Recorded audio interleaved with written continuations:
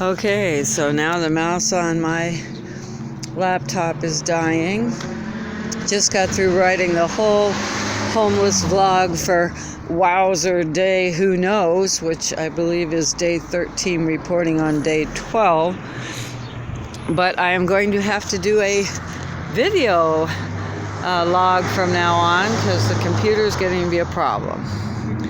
So here I am on West Owens in Las Vegas. This is part of the homeless corridor. Over there across the street is where we get in line, right over there. Actually, we get in line up there, and then they march us down to here, and then we go in over there. This is the Shade Tree Domestic Violence Shelter, and 6 months out of the year, they run a winter shelter where you can stand in line and hopefully get a pad to sleep on the floor and a breakfast and a dinner. It's not a bad deal if you get in.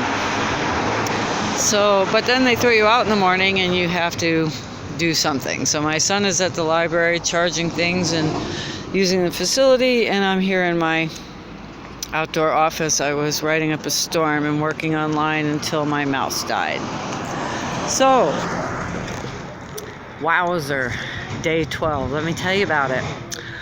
I got to work a gig the night before, and it was for a cool company called Glowing Leaf Cannabis Event Company. They're having a grand opening and a party for the co-owner's birthday. It was fabulous. I got to play for 2 hours, was paid generously in every category. Then they had the cool hip-hop artists, rappers, fabulous go-go dancer. I mean, it was top-notch. So, 12:30, I leave the premiere party, and I have nowhere to go because it's too late to get into a shelter. I had parked my son somewhere else so that I could work, which is a very difficult thing to do when you're homeless. But anyhow, I had worked, I had made good money, and here I was in the middle of the night with nowhere to go. So I went to Bonneville Transit Center with the intention of charging my phone, then maybe going back to Fremont, and if it wasn't too cold, I might play for tips for an hour. When I got to the transit center, I discovered that 10 women and maybe children, I don't know what the demographics was, but 10 people did not get into the winter shelter. And that blew my mind.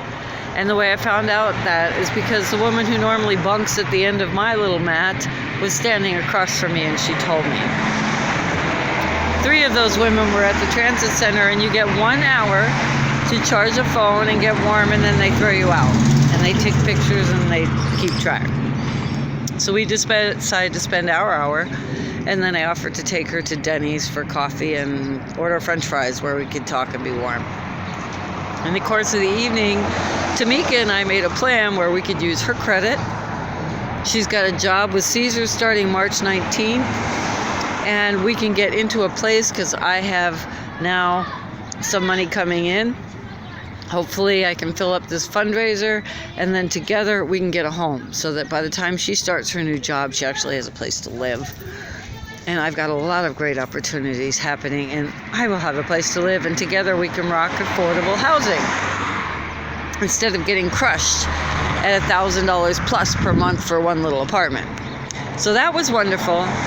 But as we discussed the many, many gruesome problems of the shelter here, including that it closes March 31st, and nobody who's been waiting in line for a bed with their children will have a place to go at that point for 6 months.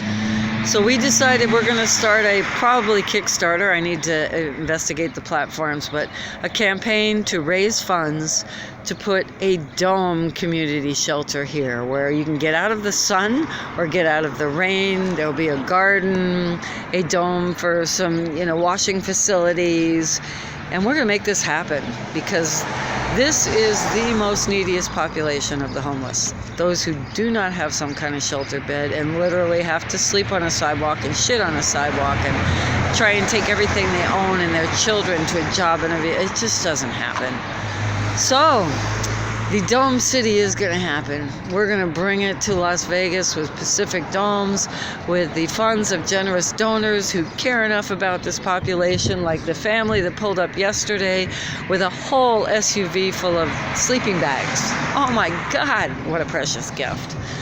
And the organizations that stop on the sidewalk and give out lunch bags, etc. Well, we want to be part of that and help this really needy population. So that was Wowser Day 12. And here I am quietly kind of getting through day 13. Pretty soon I'll have to move the whole pile over to the sidewalk so I can get in line, my son and I, for a bed tonight. But hey, there's a lot of God out here, and we're having a pretty incredible experience. So see you soon.